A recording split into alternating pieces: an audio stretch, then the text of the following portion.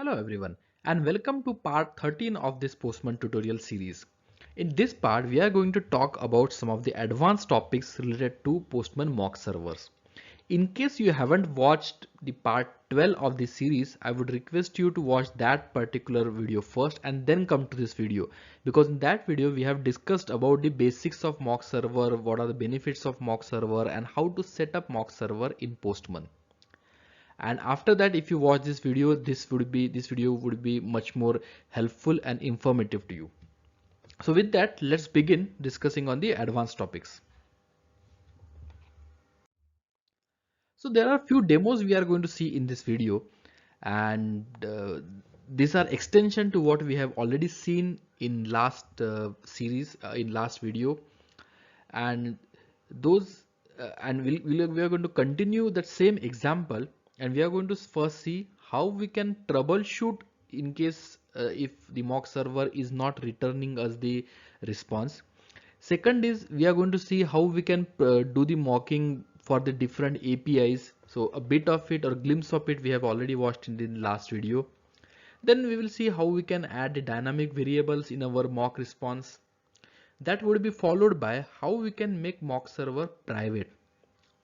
And next is, if we make mock server private, then how to access those private mock servers. And finally, we will see how we can derive the different responses based on few request headers, or how that functionality helps us to derive the response that we are looking for on the basis of the request headers that we pass on to Postman. So let's begin one by one and let's see how we can achieve these functionalities in Postman. So I have opened the Postman application, and as you have already seen it in the last video, we have this collection A, wherein we have 3 API requests and the corresponding examples for each of the requests. And what I'm going to do is that first let me show you the mock server that we have created. So we had created this first mock server, and now I'll click on this get user, and instead of this API user /8, let me give some kind of a different URI. I gave this as API customer 8, and when I click on send, I get this mock request not found error. So you can see we get 4 not found error, and we get the message saying that the method and request path we need to double check, no matching request. And similar message we can also see in the mock server. So when I click on this mock servers and when I open this first mock server, here we can see the logs of requests that have been sent to this mock server. So you can see here we have the response saying no matching request, and here we can see the different request headers which have been received, the request body, and using this we can debug in case our mock server is not returning us the response as we want it to be. So at the moment in my request I haven't used any variables or any environment or global variables, but in case if we use them and if you want to see what exactly values are being sent to your mock server, in that case you can make use of this mock server call log to debug and to find out or to troubleshoot in case the mock server is not returning the correct response. So this was about the first point in our agenda, and now let's move to the next point. So let me first change this back to the users and let me click on send. Yes, now again it is working fine. So now next thing is that in this response, so now you can see this response is hard coded. How many times independent of how many times I click on send request, I'm gonna get same response back. Now how to make this response dynamic? So easiest way would be, let me first click on this response. So now I have opened this get user example response, and in this body we can add the dynamic variables instead of hard coding it. And how I can do it? So we have already seen what are dynamic variables. In case you don't know about dynamic variables, you can visit to my channel, and in one of the part of this particular Postman series I have covered dynamic variables in detail. So for email I am going to add the dynamic variable, and how we add it is let me search for random email. Similarly, for first name, I am gonna use random first name.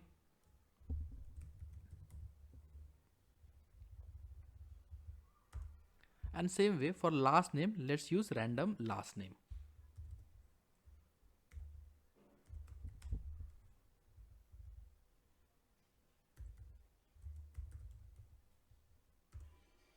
Okay, so now we have added the dynamic variables in email, first name and last name.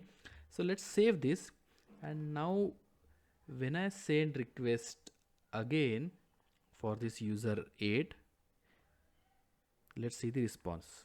So in this case, we are receiving this email ID incorrectly because in example, we haven't given the correct syntax. And as you can see, I haven't closed this particular random email by double curly braces. Okay, so now I have closed it. So let me again save it and send the request. So now you can see we received the email as this, first name as Nolan and last name as Farrell. Similarly, if I click it again, then I receive some different email ID, first name and last name. So this way you can make your response dynamic, and you can randomize different information that is being returned by your mock servers. So now let's move on to next part, and which is about making your API or mock server as private. So in last video, I have told you that mock servers are public by default. Anyone who has that URL and URI, they can access the mock servers, and the best practice is to make those mock servers as private, because as I said, there are limited number of calls available in free account. I think there are 1,000 per month, which is the available quota. So in case you don't want your mock servers to be protected, the best practice is to make them private. So let's see how we can make mock servers as private. So first thing is that when you create mock server, at that time itself you get that prompt. So let me just quickly show you.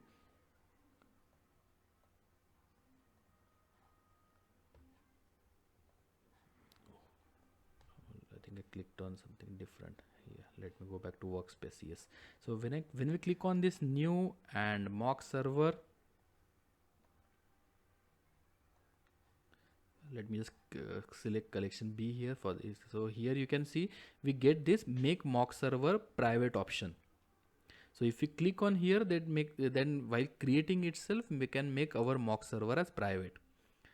So let me close this as I don't want it. And now the second part is, if you already have created mock server which is public, and if you want to make it as private, what you can do is that you can click on that mock server, and after coming to this page, now you can go to this three dots to view more actions, and here you can click on edit.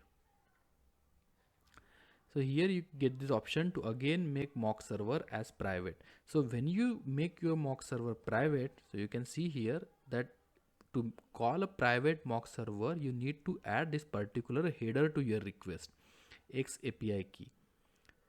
So let me just copy it and let me save the changes. So now our mock server is private. So now when I send this request, I get this mock not found error, because now our mock server is not publicly available. Now next thing is that we need to generate the API key which we can add in the header part, so that we would be able to access our private mock server. So how you can do that is, let me just first go on this edit page again. So here we have a link for Postman API key. So let me click on it and it will open the browser window for us. And so this is the Postman documentation, which will give you further information on what are Postman API keys. And let me click on this Postman API keys page. So it opens me the home page for me. So similarly, when you will log in with your own account, then you might get a different URL here. So you can see here at the moment I do not have any API key set. So let me click on generate API key and we can give name. So let me name it as first API key.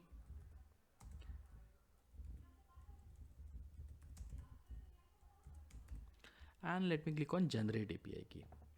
So you can very well note one thing here is that we can copy this API key at this moment only, because this is the only time when we can see this API key. After that, this API key will not be in the unencrypted form, rather it will be in encrypted form and you won't be able to copy it. So in that case, you will have to delete that key and you will need to generate the new API key.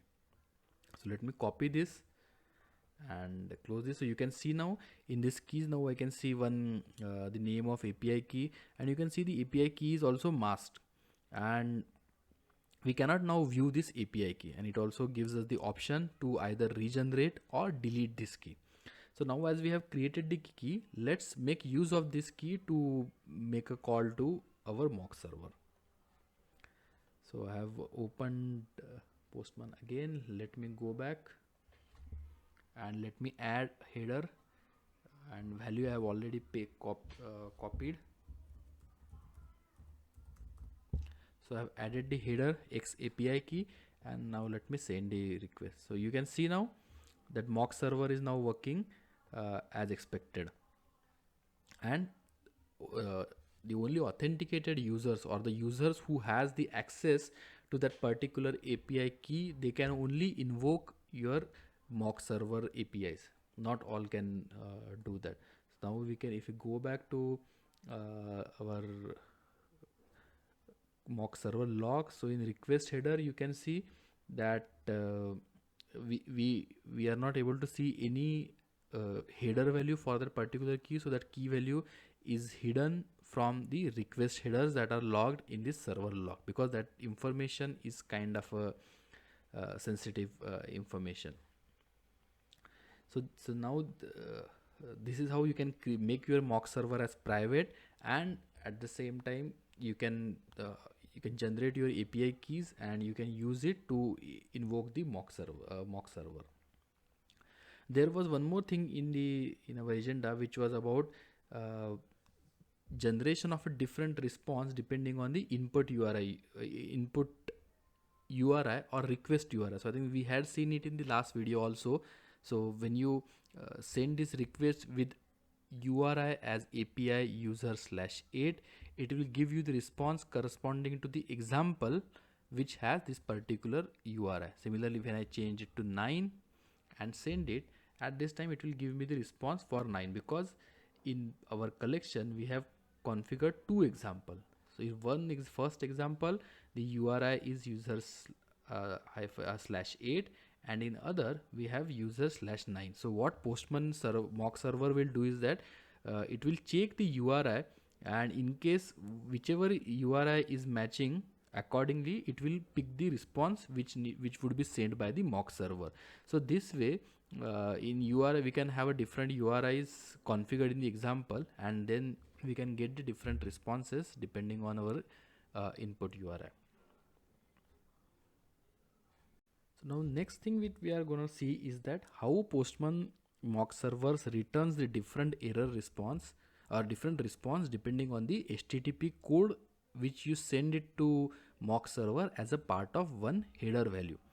So before we go to that, let's first add one example with some different HTTP code than 200. So under this get user we have two requests, and both these requests have the status code as 200 only. So let's add one more with status code as 404. So I added 404, and in response let me give it as keep as empty, and let me save it. Let me just name this to error. Okay, so now we have three examples. Two are examples with HTTP code as 200 and one example with HTTP code as 404. And now when I send the request, now you can see we can add one header with the name X mock response code, and in that case when we give 200, let's see what response it will give. In this case, we received this mock not found error because we don't have X API key in the headers. So let me do one thing. First, let me make that mock server as public, because now anyways we know how to make that mock server as private. So for the sake of simplicity, I made it as public again. And now let me send a request. So you can see we got the correct response with code as 200. Now what I'm going to do is that let me change the code here to 404 and let me send the request. So you can see we got this 404 error back.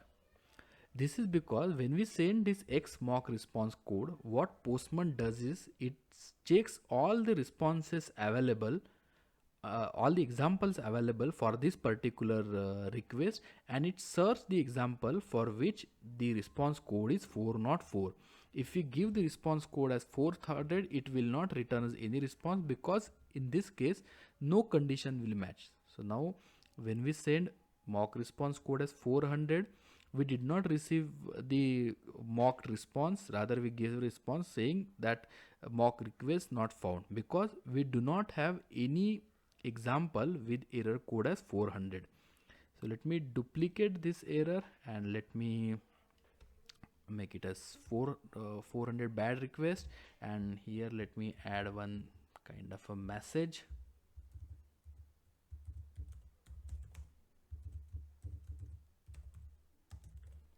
which says bad request, and just let me save it. And now let's again send a request, because now in our examples we have this particular error response for which status code is 400. So now you can see, now when we send the request with this header value as 400, we got the response for which the status code we had stored in example as 400. So this way you can provide a different HTTP code, and accordingly Postman mock server will fetch the response which is specific to that particular HTTP code. So this was about the way we can derive the response files on the basis of HTTP code. In a similar way, you can also take the information on the, or retrieve the information or retrieve the error response depending on a particular ID value which is associated with a particular response. So for that, there are few things which we would need to know, and I think I'll cover those in the next video for easy understanding. So in next video we will see how we can retrieve the different response on the basis of a particular ID. We will see how every response has a particular unique ID associated with that, and how we can give that header ID which will fetch that unique ID back to us. So that's it in this video, and as I said, in next video we are going to go further deep into Postman mock servers. In case you find this video helpful, please like and subscribe to the channel. You can also view the previous videos which are there on the channel, and I'm sure that those would be helpful to you. Thank you and happy learning.